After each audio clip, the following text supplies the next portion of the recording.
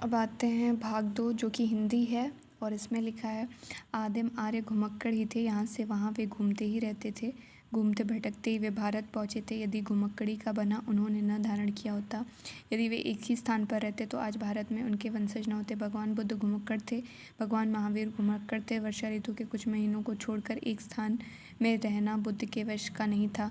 मतलब इतना पैराग्राफ पढ़ने से अच्छा है आप सिर्फ क्वेश्चन पढ़िए और फिर उसका आंसर इसमें ढूंढिए। तो पहला क्वेश्चन है घुमक्कड़ शब्द में कौन सा प्रत्यय है, तो इसमें होगा आंसर ए अक्कड़। महावीर स्वामी का जन्म कहाँ हुआ था, तो महावीर स्वामी का जन्म हुआ था वैशाली में, ऑप्शन डी। स्वच्छंद में कौन सी संधि है, तो स्वच्छंद मिला है स्वधन छंद से जो कि व्यंजन संधि है और जिसका आंसर होगा ऑप्शन बी। फिर है चौथा क्वेश्चन है महात्मा बुद्ध ने जब बुद्धत्व प्राप्त किया तब उनकी अवस्था कितनी थी, तो उनकी अवस्था थी, यहाँ पे दिया है 35 से 80 वर्ष की आयु, नहीं 35 वर्ष की आयु में उन्होंने बुद्धत्व प्राप्त किया था, तो इसका आंसर हो जाएगा ऑप्शन डी। ठीक, फिर है श्रुति धर्म का क्या अर्थ है, तो इसका होगा श्रुति धर्म का अर्थ वैदिक धर्म से है। अंग का उच्चारण स्थान होता है अंग यानी कि नासिक से, ऑप्शन ए। फिर 4 गज मलमल में कौन सा विशेषण है, तो ये जाहिर सी बात है कि परिमाण बोधक है, तो इसका आंसर हो जाएगा ऑप्शन सी। समास का विलोम क्या होता है, समास का विलोम होता है व्यास, ऑप्शन ए।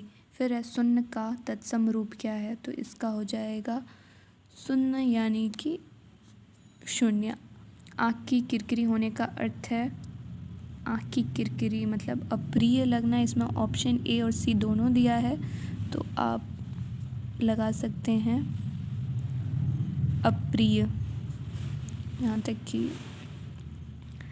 फिर निम्न में से किस शब्द की वर्तनी सही है, तो सही होगा अनुग्रहित, गलत है अनुग्रहित, ये भी गलत है अनुग्रहित, ये भी सही होता है अनुगृहित। ठीक, तो ऑप्शन डी।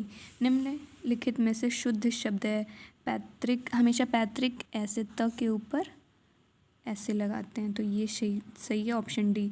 श ध्वनि का उच्चारण स्थान क्या है, श यानी कि ये तालु से आ रहा है, तो ऑप्शन सी।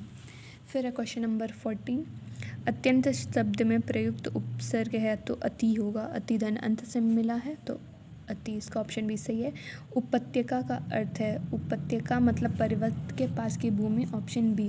फिर 16 निम्नलिखित में मौखिक अभिव्यक्ति का रूप है, तो ये हो जाएगा शुद्ध वर्तनी में लिखते हैं, आशु भाषण में बोलते हैं, श्रुतलेख में लिखते हैं, सुलेख में भी लिखते हैं, तो ऑप्शन बी हो जाएगा। हिंदी भाषा में कितनी बोलियाँ हैं, तो हिंदी भाषा में कुल 18 बोलियाँ हैं, आप पढ़ सकते हैं।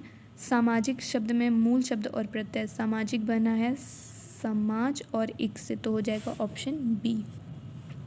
फिर है तद्भव पत्रिका के संपादक का नाम, तो इसका हो जाएगा ऑप्शन बी अखिलेश।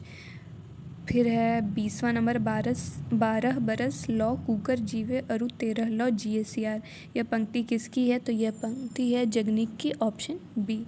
फिर है अकाल का पर्यायवाची, तो इसका हो जाएगा दुर्भिक्ष यानी कि ऑप्शन ए। फिर आते हैं क्वेश्चन नंबर 22 पे जो है निम्नलिखित वाक्यों में कौन सा मिश्र वाक्य है। मिश्र वाक्य मतलब कि जैसे कि आप देख सकते हैं इसमें कि, जो, क्योंकि, जितना, उतना, जैसा, वैसा, यदि, यद्यपि, अगर, तो, जहाँ, वहाँ, जब, तब आदि संयोजक अवयव का प्रयोग किया जाता है।